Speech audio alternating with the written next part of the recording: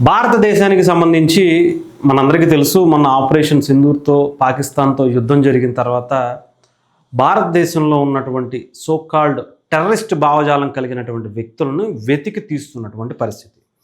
మనకు ఒక యూట్యూబర్, కాశ్మీర్కి సంబంధించినటువంటి ఒక యూట్యూబర్ని అనుకుంటా, ఒక ఐఎస్ఐ ఏజెంట్గా తనని గుర్తించి తనను అరెస్ట్ చేయటం కూడా జరిగింది. అంటే ఇక్కడ చాలామంది ఉన్నారు, అలాంటి వాళ్ళు, అలాంటి ప్రభావితం చేసే వ్యక్తులు చాలామందే ఉన్నారు.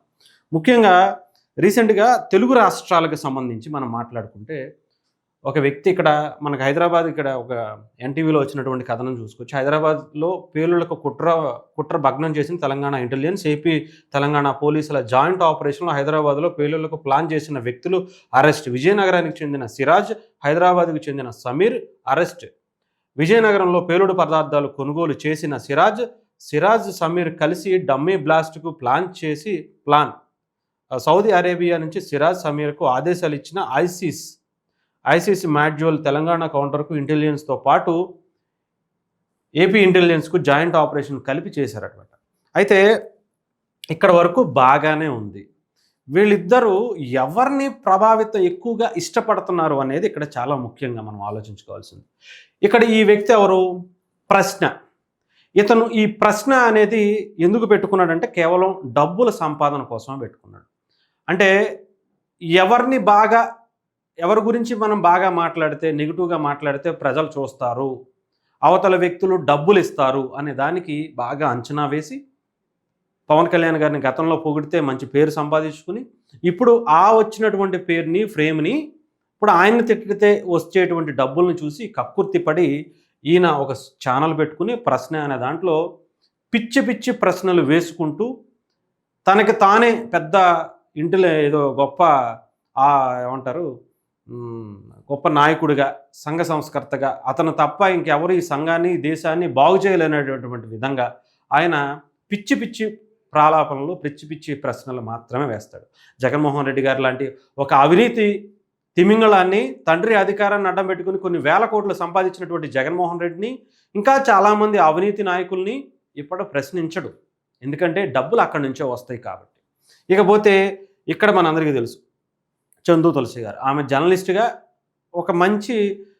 ఒక స్టాండ్ తీసుకోవాల్సినటువంటి వ్యక్తి. కానీ ఆమె కూడా ఏమేంటో మాట్లాడుతుంది. దేశం గురించి, ఇక్కడ ఉన్నటువంటి రాజకీయ పరిస్థితుల గురించి, భారతదేశాన్ని కించపరిచే విధంగా ఆమె చేస్తున్నటువంటి వ్యాఖ్యలు మనం చూస్తున్నాం. అంటే భావ ప్రకటన స్వేచ్ఛ ఉంది కదా అని చెప్పి నోరు అదుపు లేకుండా ఇష్టం వచ్చినట్టు మాట్లాడటం అనేది ఆమెకి వెన్నతో పెట్టినటువంటి విద్య. మనందరికీ తెలుసు, వీళ్ళిద్దరిని ఈ షేక్ సిరాజ్ అనే వ్యక్తి ఫాలో అవుతూ వాళ్ళు చేసినటువంటి వీడియోస్ని రీట్వీట్ లేదా షేర్ చేసినటువంటి పరిస్థితి.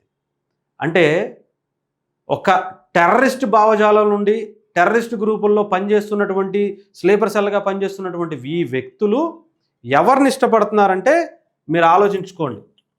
వీళ్ళు వాళ్ళకి ఎంత ఇష్టపడేలాగా, అలాంటి వాళ్ళని ఎంత ప్రేరేపించేలాగా, అలాంటి వాళ్ళని ఇంకా ఎక్కువ తయారు చేసేలాగా వీళ్ళిద్దరి మాటలు ఉంటున్నాయి అనేది అర్థం చేసుకోవాలి.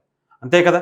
లేకపోతే ఒక టెర్రరిస్ట్ భావజాలాలు ఉన్నటువంటి ఒక వ్యక్తి వీళ్ళ మాటల్ని ఇంతలా షేర్ చేసి ఇష్టపడటం అనేది ఏంటో ఆలోచించండి. అంటే ఈ దేశాన్ని కించపరిస్తే, ఈ దేశం గురించి తప్పుగా మాట్లాడితే, ఈ దేశం గురించి అత్యంత హీనంగా మాట్లాడితే ఇతనికి నచ్చుతుంది. అంటే వీళ్ళు అదే తప్పు, అదే భావజాలాలను ఉన్నటువంటి వ్యక్తుల్ని టార్గెట్గా చేసుకునేగా వీడియోలు చేస్తున్నారు.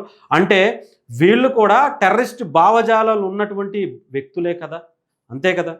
అంటే రీసెంట్గా మనం చూసాం, పాకిస్తాన్తో యుద్ధం ఏంటి అంటే ఒక ప్రకాష్ రాజ్ లాంటి వ్యక్తి, నేను దానికి వ్యతిరేకం, సింధు జలాల నిలిపివేతకు వ్యతిరేకం అని సిపిఐ నారాయణ లాంటి వ్యక్తులు మాట్లాడతారు. ప్రకాష్ రాజ్ లాంటి వ్యక్తులు పాకిస్తాన్ నటులను బ్యాన్ చేయొద్దు అంటారు. ఇక్కడ తిండి తింటూ, ఇక్కడ గాలి పీలుస్తూ, ఇక్కడ నీళ్లు తాగుతూ, ఇక్కడ మనం పడేసేటువంటి డబ్బులు, వాళ్ళ సినిమాలు చూస్తూ, వీళ్ళ వ్యక్తుల వీడియోలు చూస్తూ మనం పడేసేటువంటి డబ్బులతో వచ్చేటువంటి వ్యూస్తో వచ్చేటువంటి డబ్బులతో బ్రతుకు తెరువు కోసం మన మీద ఆధారపడిన, ఈ భారతదేశం మీద ఆధారపడినటువంటి ఈ వ్యక్తులు మన దేశం మీద, మన సంస్కృతి మీద, మన ధర్మం మీద దాడి చేస్తున్నారు. ఇంకా అంటే ఇలాంటి వ్యక్తులు ఈ సమాజానికి ఎంత దారుణమైనటువంటి పరిస్థితులు ఫేస్ చేయాలో ఆలోచించుకోండి. మన దేశంలో ఎక్కడో పాకిస్తాన్లో ఉండేటువంటి టెర్రరిస్టులని మనం డైరెక్ట్గా వెళ్ళి చంపగలుగుతాం. అక్కడికి వెళ్ళి బాంబులు పెట్టేసి పిఓకేలో ఉన్నటువంటి ఉగ్రవాద స్థావరాలని మనం పేల్చేయగలుగుతాం. కానీ ఇలాంటి టెర్రరిస్టులు, ప్రకాష్ రాజ్ లాంటి టెర్రరిస్టులు, సిపిఐ నారాయణ లాంటి వ్యక్తులు, కొంతమంది పాకిస్తాన్కి సంబంధించినటువంటి వ్యక్తి సపోర్ట్ చేస్తూ ఉన్నటువంటి ఎవరైనా సరే ఉంటారు చూసారా, వాళ్ళందరూ ఏం చేస్తారు? ఇదే ముఖ్యంగా తెలుగు రాష్ట్రాల గవర్నమెంట్ అయినా కానీ, కేంద్ర గవర్నమెంట్కైనా కానీ ఈ పరిస్థితిని ఎలాగ అంచనా వేస్తారు?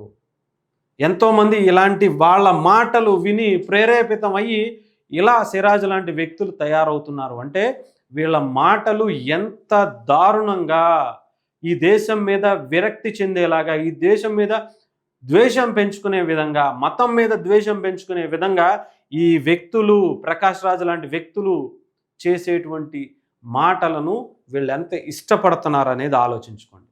ఇది ఈ దేశానికి, ఈ దేశ రక్షణకు, సార్వభౌమత్వానికి, ఈ ధర్మం మీద నిలబడేటువంటి ఈ దేశానికి, అందరినీ కలుపుకుని వెళ్ళేటువంటి ఈ దేశానికి వీళ్ళు చేసేటువంటి ద్రోహం ఎలాంటిదో దయచేసి ఇలాంటి వ్యక్తులని ఈ దేశంలో ఉండనివ్వకూడదని నేను మొన్నటి నుంచి అంటున్నా. ప్రకాష్ రాజ్ లాంటి వ్యక్తులు, ఇలాంటి వ్యక్తులను తీసుకెళ్ళి పాకిస్తాన్ లాంటి టెర్రరిస్ట్ కంట్రీస్లో పడేయండి. అప్పుడే కనుక వీళ్ళకి తెలిసి వస్తుంది మనం ఎలాంటి అద్భుతమైనటువంటి దేశంలో స్వేచ్ఛ వాయువులు పీలుస్తున్నటువంటి మనలాంటి దేశాన్ని వదిలేసి ఇక్కడికి వస్తే ఇక్కడ కనీసం మాట్లాడలేనటువంటి పరిస్థితి, వాళ్ళకి 3 పూట్ల కడుపు నింపలేనటువంటి ప్రభుత్వాలు మన దేశం మీదకి యుద్ధం కని వస్తామని చెప్పి మాట్లాడుతుంటే వీళ్ళు వాళ్ళ గురించి మాట్లాడుతూ వాళ్ళని పొగుడుతున్నటువంటి ఇలాంటి సైకో టెర్రరిస్టులని మన దేశం ఎందుకు మేపాలి? మన దేశం ఎందుకు వీళ్ళకి అవకాశం ఇవ్వాలి అనేది ఆలోచించాలి. ఇంకా ఎలా తయారైతే ఇలాంటి సిరాజులు, ఇలాంటి సమీర్లు ఎంతోమంది పుట్టుకొస్తారు ఇలాంటి వాళ్ళ వల్ల, ఇలాంటి మాటల వల్ల.